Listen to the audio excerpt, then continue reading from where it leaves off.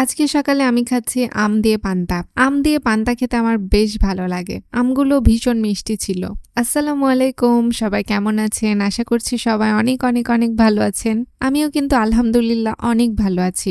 লবণ দিয়ে পান্তাটাকে বেশ ভালো করে মাখালাম। তারপরে দেখলাম লবণটা ঠিক আছে কিনা। মাশাআল্লাহ লবণটাও ঠিক আছে। তো আম দিয়ে পান্তা যেহেতু খাবো, তো লবণ দিয়ে খুব ভালো করে মাখানোর পরে আমগুলো নিয়ে নিলাম। সকালে ঘুম থেকে উঠেই দেখি আব্বু 1.5 কেজি আম নিয়ে এসেছে। আমাদের পাড়ার দোকান থেকে, পাড়ায় যেহেতু মোড় আছে, সে মোড়ে অনেকগুলো দোকান বসে আর ওইখানে দাম প্রচুর কম। তো যাই হোক, সকালের খাওয়া না শেষ করতেই দেখি আম্মু আবার এখানে 2.5-3 কেজি আম নিয়ে চলে এসেছে। আম্মুর আমগুলো কাঁচা ছিল, তো আমাকে বলল যে এই গামলার মধ্যে আমগুলো রেখে তারপরে এটাকে ঝাপনা দিয়ে ঝেপে রাখবি। তো আম্মু যেভাবে বলল আমি ঠিক সেভাবে আমগুলোকে বের করলাম, করে দেখছি একদম কাঁচা। তো আমগুলোকে ঢেকে রাখতে হবে, না হলে আবার পাকবে না। আমাদের পাড়ার দোকানগুলোতে 20-25 টাকা কেজি করলেই অনেক ভালো ভালো আম পাওয়া যাচ্ছে।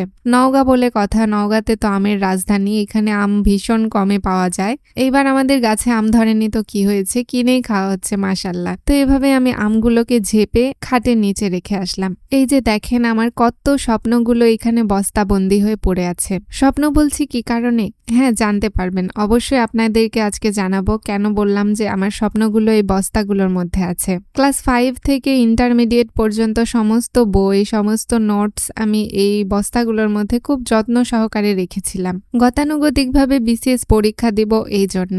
বস্তাগুলো অনেক দিন খাটের নিচে এভাবে পড়ে থাকার কারণে বস্তাগুলোতে এত ধুলা জমেছে। আজকে ভাবলাম এই ধুলাগুলো পরিষ্কার করব আর বইগুলো বের করে দেখব, দেন এই বইগুলোকে বিক্রি করে দিব।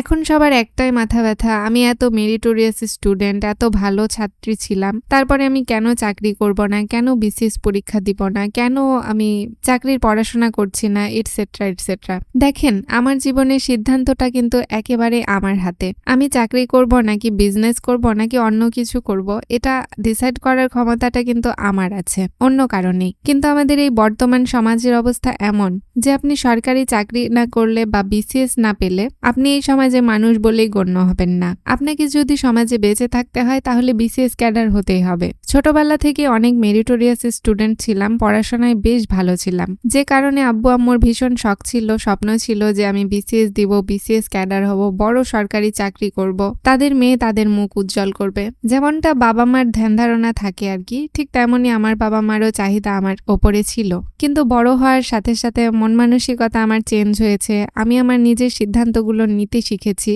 আর এখন আমি ডিসাইড করতে পারি যে আমার কোনটা করা উচিত, কোনটা করা উচিত নয়। দিন শেষে আমার কাছে ভালো থাকা মানে তারা ভালো আছে এটা বলা নয়। দিন শেষে আমার কাছে ভালো থাকা মানে আমি ভালো আছি এটা। এই বইগুলো একটা সময় অনেক পড়তাম, মুখস্থ করতাম, এবং এখন যখন আমি এই বইগুলোকে হাত দিয়ে দেখছি তখন আমার আগের স্মৃতিগুলো মনে হচ্ছে কত ভোরে উঠে উঠে পড়তাম।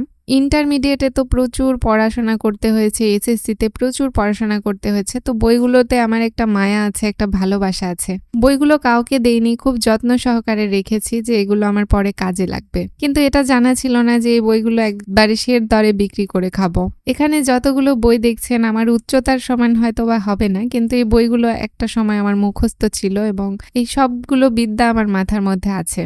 আমার কাছে জীবনে চাকরি করেন অথবা ব্যবসা অথবা নিজে উদ্যোক্তা হন, আমি সবাইকে মন থেকে সাপোর্ট করি। টাকা কামাই করার কিন্তু অনেক পদ্ধতি আছে। চাকরি ছাড়াও মানুষ এখন উদ্যোক্তা হচ্ছে, বিভিন্ন বিজনেস করছে এবং সফলতাও পাচ্ছে।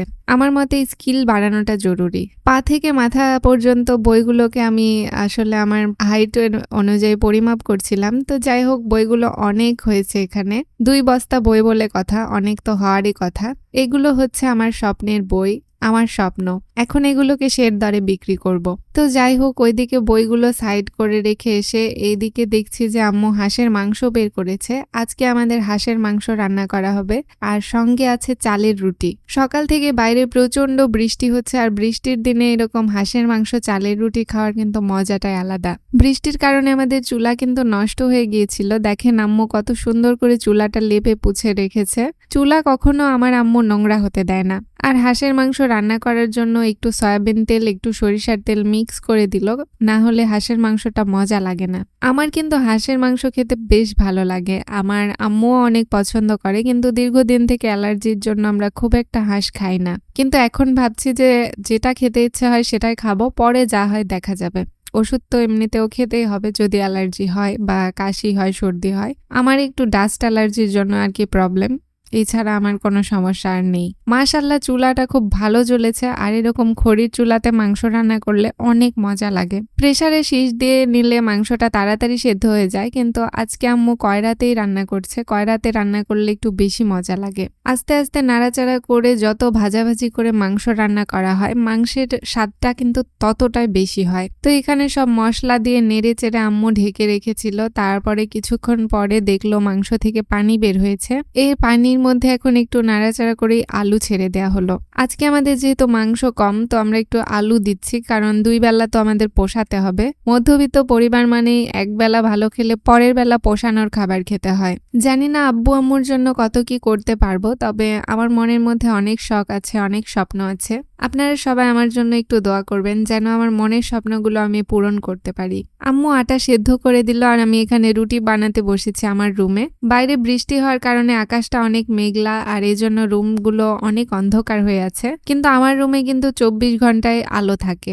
জানালা একটু খুলে দিলে প্রচন্ড সুন্দর আলো পাওয়া যায়। আমি খুব সুন্দর রুটি বানাতে পারি, এই জন্য আম্মু সবসময় আমাকেই রুটি বানাতে দেয় আর আম্মু গিয়ে উপরে বসে থেকে রুটি ভাজে। এভাবে বানালে আর কি আমাদের তাড়াতাড়ি কাজটা শেষ হয়, আর যত তাড়াতাড়ি কাজ শেষ হয় আমরা বসে থাকতে পারি বা নামাজ পড়তে পারি, দেন তাড়াতাড়ি একটু দুপুরে লাঞ্চও করা যায়। যাই হোক, মাশাআল্লাহ দেখেন রুটি কি সুন্দর বানিয়েছি। আপনারা কিন্তু কমেন্টে জানাবেন আমার রুটিগুলো কেমন হয়েছে।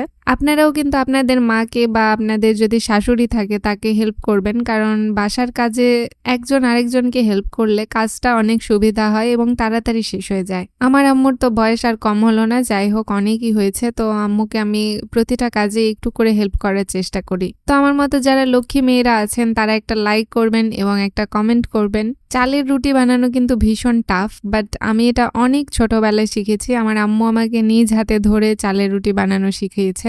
আগে আম্মু যখন রুটি বানাতো আমি তখন ছোট্ট বেলান ফিরা নিয়ে আম্মুর পাশে বসে যেতাম আর একটু আটা চেয়ে নিতাম।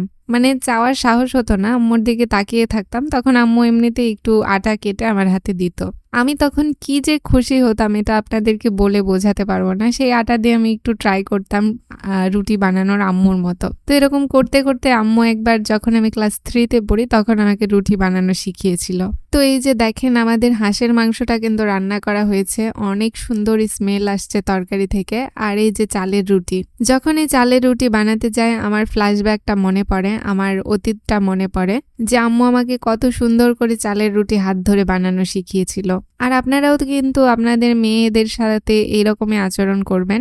যদি আপনার বাচ্চা মেয়েটা আপনার পাশে বসে থাকে ছোট্ট বেলান ফিরা নিয়ে, তো ওকেও একটু আটা কেটে দিবেন এবং ওকেও শেখানোর চেষ্টা করবেন।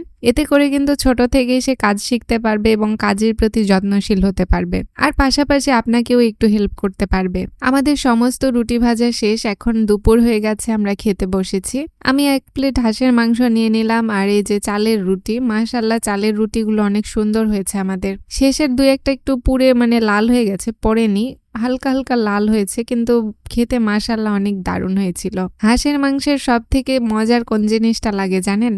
হাঁসের চামড়ি খেতে ভালো লাগে। হাঁসের চামড়িতে প্রচুর তেল থাকে, এই জন্য খেতে অনেক মজা লাগে। আর আমার আম্মু এত সুন্দর করে হাঁসের মাংস রান্না করে, মানে আম্মুর হাতের এই মাংসটা খেলে কেউ আর অন্য কারো হাতের মাংস খেতে চাইবে না। আমার দাদির বাড়ি বলেন কিংবা নানির বাড়ি, প্রত্যেকে আমার আম্মুর রান্নার প্রশংসা করে। আর আমার আম্মু যদি তাদের কোনো বাসায় বেড়াতে যায় আম্মুকে বলে যে তুই আজকে রান্না কর, তোর হাতের রান্না খাবো। আমার আম্মুর হাতের রান্না স্বাদ হয় জন্য তারা কিন্তু এইভাবে আর কি আবদার করে আম্মুর কাছে। আমার আম্মুর কোথাও ঘুরতে গেলেও শান্তি নেই এই কারণে।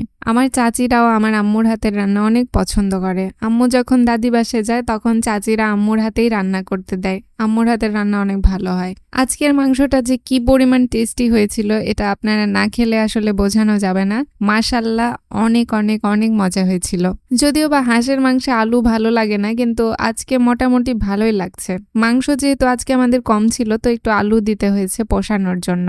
দুপুরে ভীষণ মজা করে আমি আর আমার আম্মু খেলাম। আজকে আব্বু বাইরে গেছে একটু, তো আব্বুকে ছাড়াই আমরা লাঞ্চ করছি।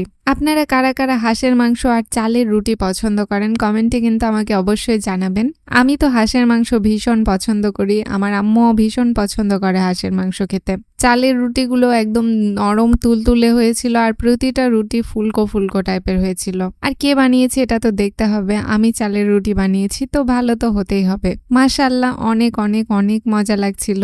মাংসগুলো ভীষণ সিদ্ধ হয়েছে আর যেই চামড়িগুলো ছিল হাঁসের, এই চামড়িগুলো খেতে অনেক ভালো লাগছিল। চামড়িগুলো তেলে টুসটুস করছে একদম। তাড়াতাড়ি খাওয়া দাওয়া শেষ করে লম্বা একটা ঘুম দিব, বিকালে না ঘুমালে আবার আমার ভালো লাগে না একদমই। বিকালে আমার আবার একটু করে ঘুমাতেই হয়, না হলে আমি রাত্রে কোনো কাজে মনোযোগ দিতে পারি না। তো আমার ব্লগটা আর বেশি বড় না করে এখানেই শেষ করছি। ব্লগটা কেমন লাগলো সবাই কিন্তু লাইক কমেন্ট করবেন। সবাইকে আল্লাহ হাফেজ।